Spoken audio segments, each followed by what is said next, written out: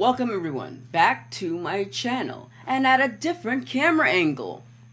Who knew? This is part 2 of our character design series, or I guess character concepting series, because we're going to be turning the character design from last video and putting it into a drawing in this video, or rather the sketch for the illustration of this video. Before we actually do any of the drawing itself, we need to talk about references. Firstly, you need to have a character reference for the character, obviously. We did that in the last video. If you haven't done that, go watch that video and then come back here and then you'll have your character reference. So you're going to want to have a good reference, a sort of static, not too much action. I mean, you could do whatever you want, but when I like to display my characters, I like to display them in a sort of neutral pose, maybe adding a little bit of character to them, show off a little bit of their personality, but you do you. I'm not your dad, unless you want me to be. I'm not going to run you through getting the references, because we went through that in the last video. Let's get into the actual drawing. Here we are, back in the Photoshop.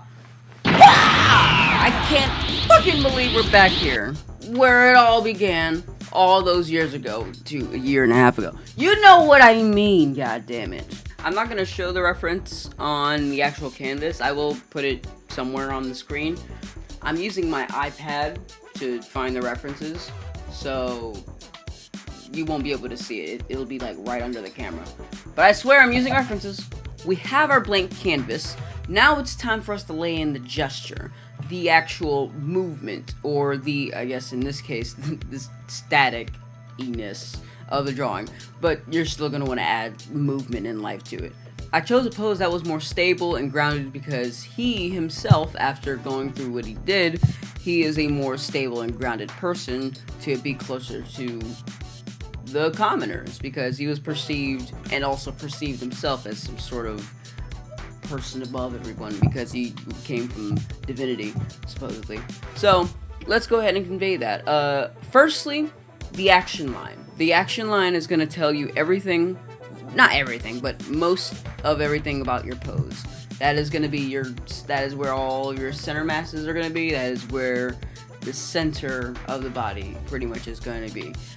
That's the first thing I like to lay in. Secondly, maybe you don't want to do this. You don't have to do this if you don't want to, but I like to lay in the lines for the tip of the head to where the base of the heels are, not the actual front part of the foot, because when that protrudes, it looks like it's going to go below, and you don't want to measure your characters from head to tip of the feet, because then that adds an extra few inches or centimeters or whatever. So remember, there's a reason why the doctor always tells you to place your feet against the wall, because your heels ground you on there. So this is head to the base of the heel, not the whole foot, base of the heel. Then my middle area. This will determine your pelvis, the bottom of the pelvis, or your genital area. Sometimes I like to go a little below this. These are mainly just guidelines. You don't have to follow these. I just do them because it gives me more of a vision. So we've got this basic guidelines. Now it's time to draw stickmen. Firstly, the head. I'm not going to go into proportions on this video too much, because if you want proportions, any art book or anything will do. If you want a proportions video from me, and you like my teaching style, yeah, let me know. I'll do that for you. I'll be your proportions daddy. Next, a big one, the rib cage. This guy, he's much larger than most people, so I'm gonna give him a larger rib cage. Oh my god, why does this guy's bigger than most humans, so he's gonna get a bigger rib cage. Fuck. From here, then you can place your shoulder line. Maybe, actually, I'll probably just go with like a more angled like that. There we go. And then, we're good. Now we can add on the pelvis. And legs. Alright, so we've got the pelvis and legs in. or at least the lines that will become the legs. And I'm gonna actually adjust some of the like arm bits so that way it can fit better, and that way we don't just copy. Usually what I like to do first is I like to place my hands so that way it is easier to measure out the arm. Sometimes I forget to do that, as you just saw. I'm adding very, very light spheres, circles. I'm being very, very light with my placements, mostly because I'm trying to get a good gesture down. To get a good gesture down, you gotta really be fluid with your movements and very just playful. This is around the time where you can start experimenting, so don't let yourself get caught up too much on big details, because then that could really ruin your entire flow. And automatically, I seem to do this quite a bit. My entire being is less than what I needed it to be, so let's change up some proportions. Alright, so we've got a nice base going, and now we're gonna get the head, and once we get the head in, we should be ready to go for cleanup. I usually like to do maybe like 1 or 2 cleanup sketches of the actual piece itself, so that way I can really make sure I lay everything in the way that they're supposed to be. Now, as you can probably tell, I don't really do things in a specific order. I sometimes, if I'm like doing the sketch, maybe I'll clean up some bits so that way the line art can be good. Maybe I'm not even done with the full sketch. You can see that I'm still like not even done with the legs, and I'm working on fleshing out some more of these upper bits. But yeah, you do what you do, you, and I'll do me. Hopefully it'll assist you in making better art. So we've got ourselves a nice base. I tried to go with something that is more similar to the original one I had, because fun fact, this is a reshoot. Oh my god! Yeah, it turns out that all the footage that I had recorded, or I guess all the drawn footage, the one that I recorded all on my tablet, iPad screen, all vanished. And you guys all saw it, because in the last video, I said that it got corrupted or something like that. I forgot what I said. But it got insanely cooked. So I have to redo the entire thing. And you know what's crazy? All 4 episodes were done all last month. I'm not gonna take as long to record these. I'm gonna try to record each episode, like at least 1 episode a day, so that way I can compensate. So the next video, when you're seeing this, the video that came before this one would have been a speed paint. Let's get back into the drawing. That was a headache, but we got something even better, because honestly, I'm not even gonna lie to you, the previous one that I did when it was finished, I did not like it as much as I'm gonna like this one. Just look at this. Look at this fucking specimen man. The other one, he looked like this. As you can see, that there are stark differences. As you see here is our boy. He is looking good, looking nice and tall, looking just like me. All is well and good. Now, as I've got the actual character down, we can start putting the design, and that I will put up on the screen as I draw it, so that way you can have a reference for it. I have a reference for it right here on my iPad, if I can find it. Where the fuck did it go?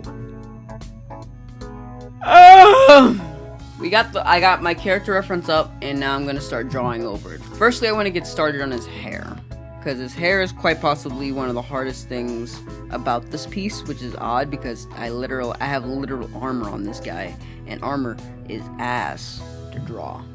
I got his hair is looking all good, all lion-like, all fun, all delicious. Great. We got hair. I should also draw the sword. It'll be wedged into the ground in front of him.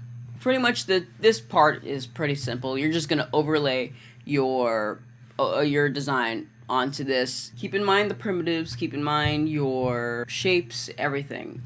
Make sure you're drawing your things in 3D space. Take it slow. Remember, this is the time where most of the picture is defined by this step. Everything that you will ever do is on your sketch as a foundation. You need to have a good foundation or else the building falls down. So please take your time to do character design justice. I'm going to be mostly speeding through here, occasionally dropping in for an extra helping hand if you need it. But yeah, I'll see you in a bit.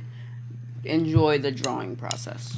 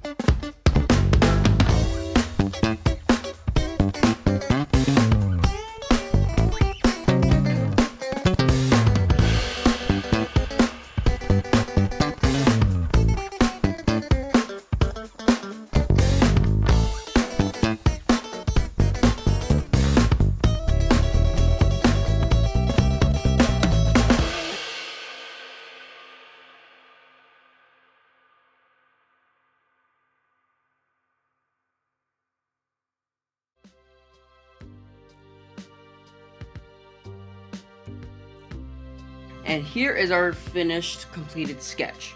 This is meant to be messier. I usually like to go for a little bit of a messy vibe when I'm sketching for illustrations, at least nowadays.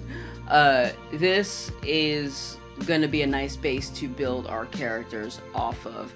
And thus, this is going to be the end of this week's video. It really does feel great to be making videos again, and I couldn't be happier doing so. That is going to wrap it up here. Thank you. Your support means everything, and it really gives me a voice to express my weirdness. Go forth. Draw more character designs. Pick up your pen, pick up your pencil, pick up your stylus, and draw something cool today, as the great Hardy Fowler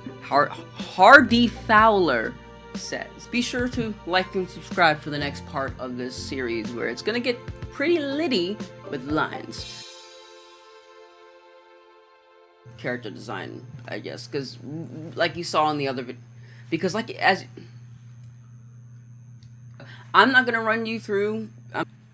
Take it slow. This is gonna be remember. I'm gonna be going over how to construct your. I'm gonna be going over how to construct your character, all about your geometry. I'm going to go over your structure, the gesture, the geometry, the construction. Did I say geometry?